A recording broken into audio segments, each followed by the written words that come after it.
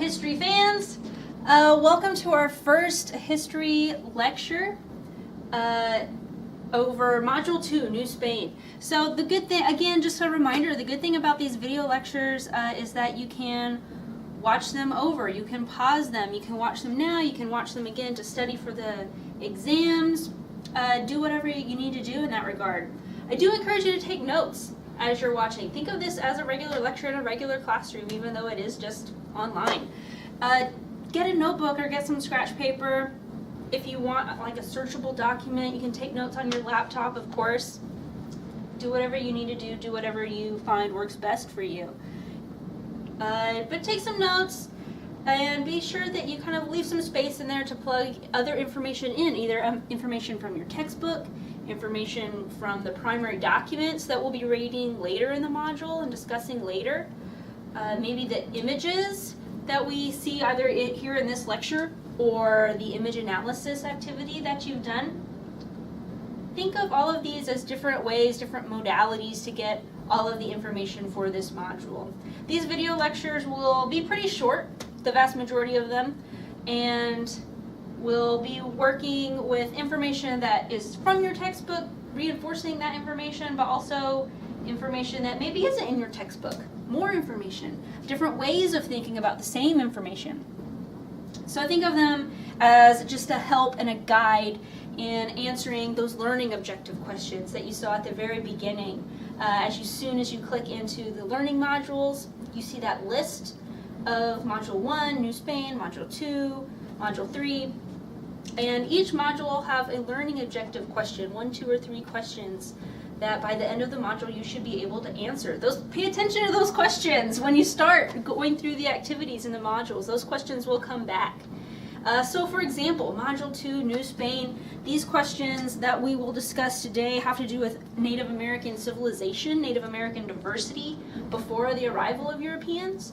We'll be talking about the attitudes of American Indians and Europeans towards civilization, that idea and how they view that idea differently. And then last but not least, we'll be talking about how Native Americans reacted to European intrusion in their continent. So without further ado, let's get started. Module number 2, New Spain, is our topic for the day. Now it's important to remember, as you, I no doubt, have read in your textbook, that life before the arrival of Europeans on the American continent is very diverse. A lot of different tribes have a lot of different lifestyles. Different ways of speaking, different ways of dressing, different foods that they eat, right? We can see the list here. Of course, changes from tribe to tribe, from geographic area to geographic area. I mean, a group of people who is living in the desert probably aren't very good fishermen. A group of people who are living by the coast probably are, and probably do get a lot of their sustenance from fishing, perhaps. Different ways of organizing themselves, political organization we see on the list here. Whether that group of people is patrilineal or matrilineal, whether they belong to their mother's family and trace their family history through their mother or through their father. Whether they're nomadic, they move around like the Plains tribes, a lot of which are in Oklahoma now, or whether they're settled. And think of the 5 tribes from the southeastern portion of the country, the Cherokee and Creek maybe, tend to have settled communities. So wherever you go in the country, whatever different tribe we think of, it's always going to have a whole different lifestyle. Very, very different. So let's look at some examples. Oh, maybe one thing. An example, for instance, of different origin stories or different religions. The Pawnee tribe here here in Oklahoma, has a very different origin story than maybe the Iroquois, for example, located in New York State. So just for an example of different origin stories, I'm going to tell you the story of the Iroquois, and their origin story has to do with this figure of Sky Woman. Sky Woman.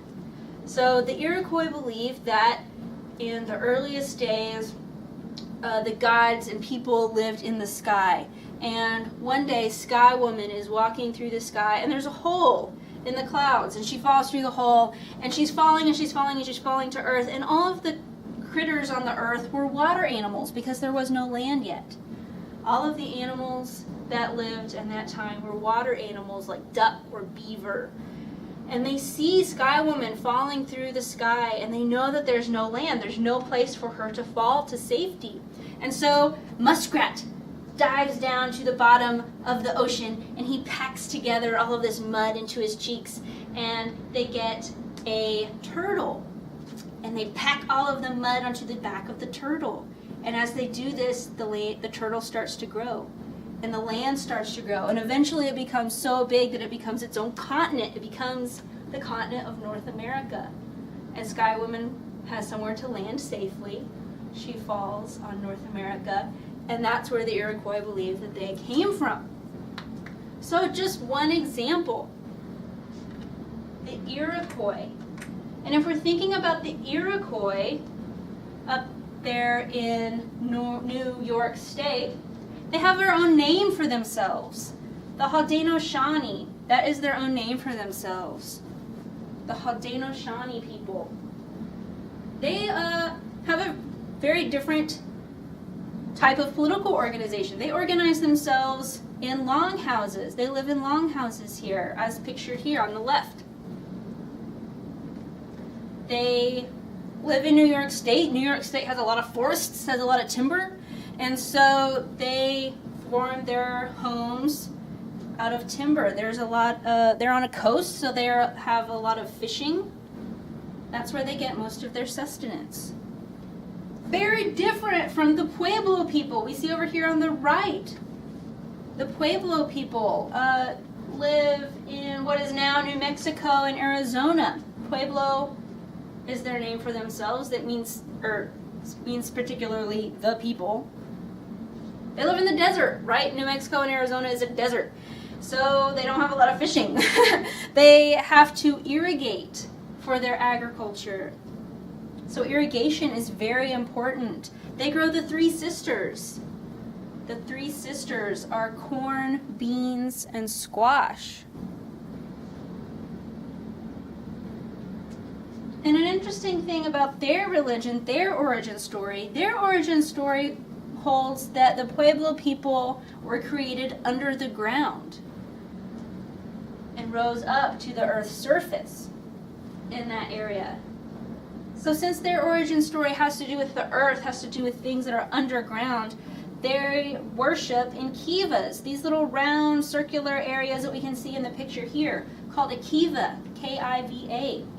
And this is like their church. This is where they would perform all of their religious ceremonies. So again, very different looking homes, different looking churches, different looking lifestyles, depending on where these tribes were located, depending on their own cultures. A couple of other important cultures from the time before Europeans came, they had different ways of creating empires.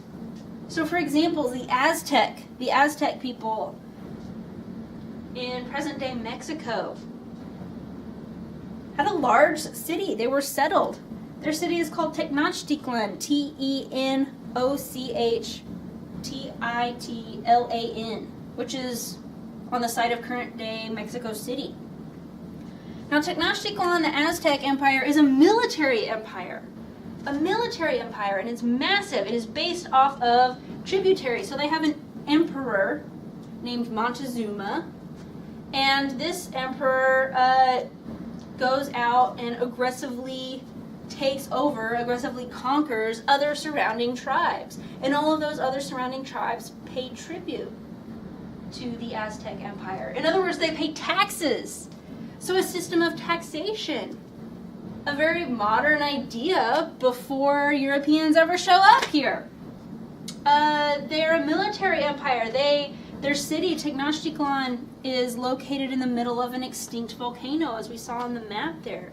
An extinct volcano has a crater in it with a massive lake, and that's where they build their city. Now, why might they build their city there? It's a military empire, remember. So this is an excellent place for defense. Nobody can sneak up on you because you're at the top of a mountain. You're going to see them coming. And even if they do get to you, they have to cross a lake to get to your city. So a military empire, a system based on tribute and taxes. A military empire, the Aztec, very, very different from Cahokia, which we see on the right. Cahokia, Cahokia.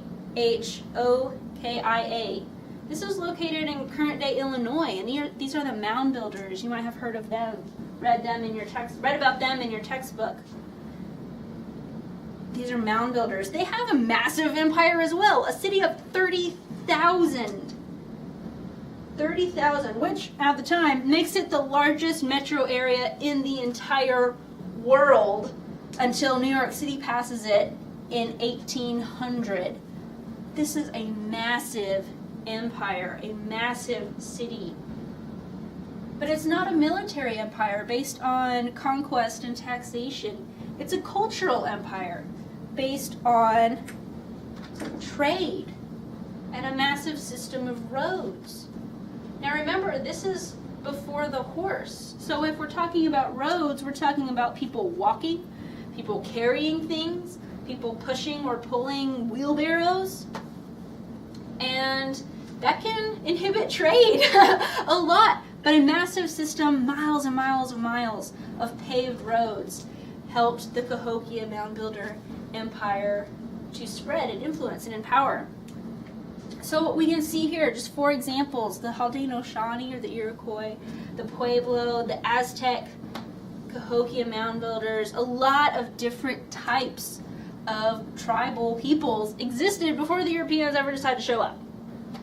And that's important for us to realize. But the Europeans do show up. And what happens then? Christopher Columbus, right? There's that little rhyme. In 1492, Columbus sailed the ocean blue. So 1492, probably one of 2 important dates that you'll have to know for this class. Otherwise, I don't know that I really care about specific years. Just get close. But 1492 is a big one. 1492, 1776, a big one. So in 1492, Christopher Columbus, he's an Italian man, right? He's working for the Spanish. Puts together some funding in 3 ships, and he comes from Europe to the Americas, to the American continent. And this initiates what historians call the Columbian Exchange. We see in this picture here, Europeans bringing things to the Americas and taking things back. And some of these are kind of surprising, right? I'm always very surprised by tomatoes. You always think of Italian food as having items moving to Europe, new things that Europeans hadn't seen before. Vice versa. A lot of new agricultural items moving from Europe to North America, things that they knew before. Fruits like peaches and pears. Very important is livestock, cattle, sheep, pigs. These things mean a better quality of life often for Native Americans. Sheep mean wool, so better cloth. Cattle means dairy food. Excellent equestrians, and are able to use that to their advantage, both among other Native American tribes and with the Spanish when they come over here. And we'll maybe talk about that a little later today. But it's not all fun and games, my friends. The big one. What else do we see on this map? Disease. And disease becomes a major problem for the Native Americans. Diseases like smallpox, whooping cough. In Europe, a lot of people had built up an immunity over generations of people dying from these things. People who survived tended to be stronger. Native North Americans had none of those immunities. So before 1492, the population of North America was somewhere between, best guess, 10 and 100 million. Probably, best guess, towards the top of that range, but nobody really knows for sure. However, within the first 150 years of European conquest, at least 80 million people died. That's as much as 90% of the native population, or 1/5 of the world's population. So think about this. If 90% of the native population suddenly dies, think of 10 people and 9 of them are gone. what does that do to Native culture? What does that do to their structure, the way they organize themselves? What does that do to your psyche? Try to answer these questions in your mind. It's going to make you very worried because germs are invisible, right? You can't see them. All of a sudden, everyone around you is dying and you don't know why. It takes soldiers, which means there's no method of resistance to the incoming Europeans as they start to make war. Disease kills priests, which means there's no sort of psychological or emotional comfort in these troubled times.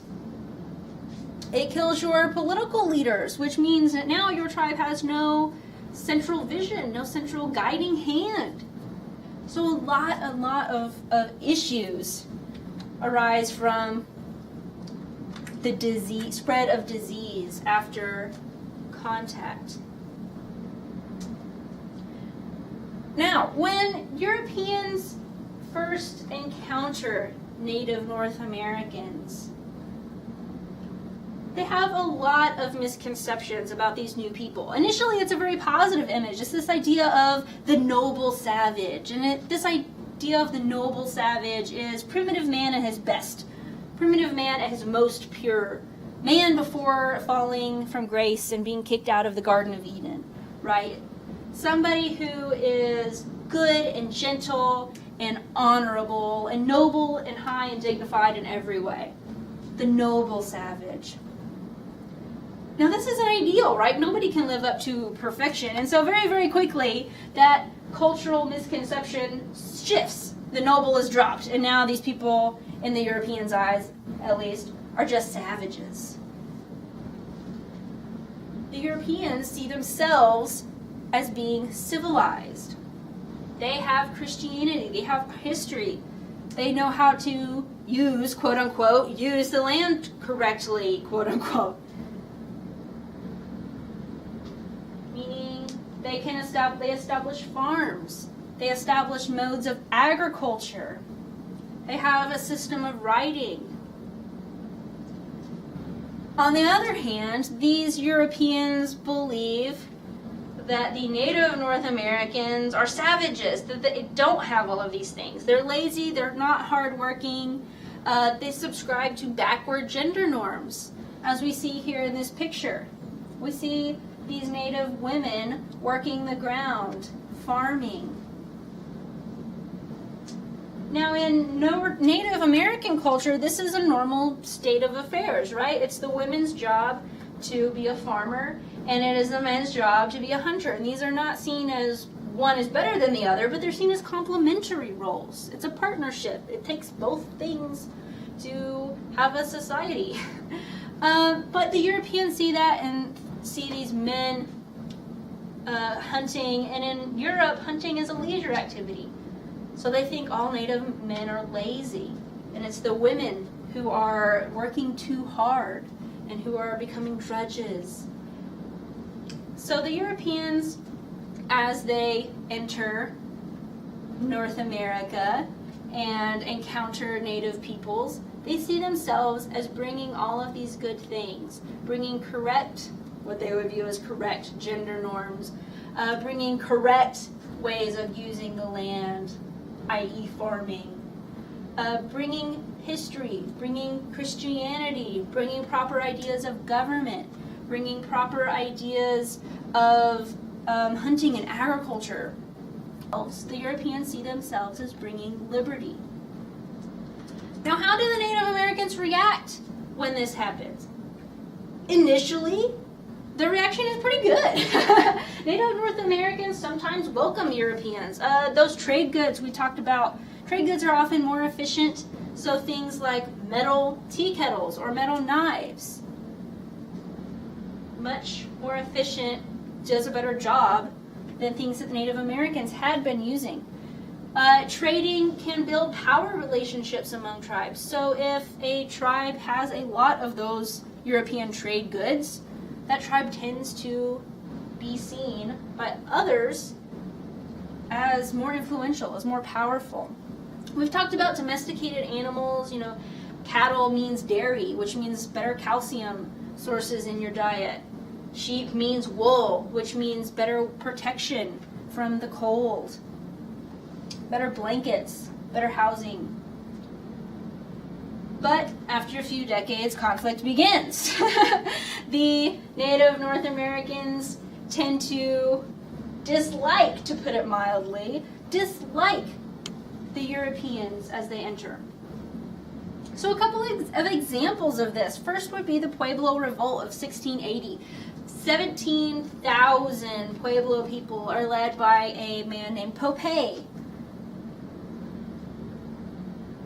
They drive the Spanish out of New Mexico. They burn churches. They besiege the governor's palace in Santa Fe, which is seen here. And they do succeed in the short term. They do succeed of driving the Spanish out of New Mexico. But in the long term, 14 years and 4 military assaults later, the Spanish do succeed in regaining control. Another example of warfare between the native North Americans and incoming Europeans, the Spanish, or the Comanche Empire. So think about the Southern Plains, places where we are right now in Oklahoma. Comanche Empire is the real powerhouse in North America. The Comanche are a nomadic tribe, and they move all over this kind of general middle section of the Southern Plains, the Oklahoma, Kansas, western portion of Texas. Think of that area. The Comanche are a tribe that take the Europeans' horse and, like I said, run with it. They become the greatest horsemen on the entire continent. This means they're highly mobile. They can hunt bison better. They can travel further and faster. They can carry heavier loads. And they don't need settlements anymore. They don't need settled towns anymore, because the Europeans, or the Spanish, are immediately to their south in current day Mexico. And they view the Spanish as warehouses. Anything they need, they can just ride their horses into a Spanish settlement, steal the stuff, and ride back out again before the Spanish ever know what hit them. And they do this repeatedly, and they do this very, very well. And so if we're thinking about winning the West, the Comanche for almost 300 years is the real powerhouse in native North America. They're the ones with all the power, because the Spanish just flat can't stop it from happening. So, we've gone through a lot today. We've talked about pre-contact diversity. We have 3 major themes here. Pre-contact diversity. We've talked about contact and conquest, that Columbian exchange. And then the third thing, we gave a couple of examples of native reactions to Spanish colonization. So again, take those 3 themes, plug them into your notes that you probably, hopefully, took for your textbook readings. Be sure to add stuff in later as you move through the module and read the primary documents and watch the video discussing those primary documents. And always keep in mind how you can use these pieces of information to answer those learning objective questions. It all will go back to those learning objective questions. That's your goal. So without further ado, I will see you later.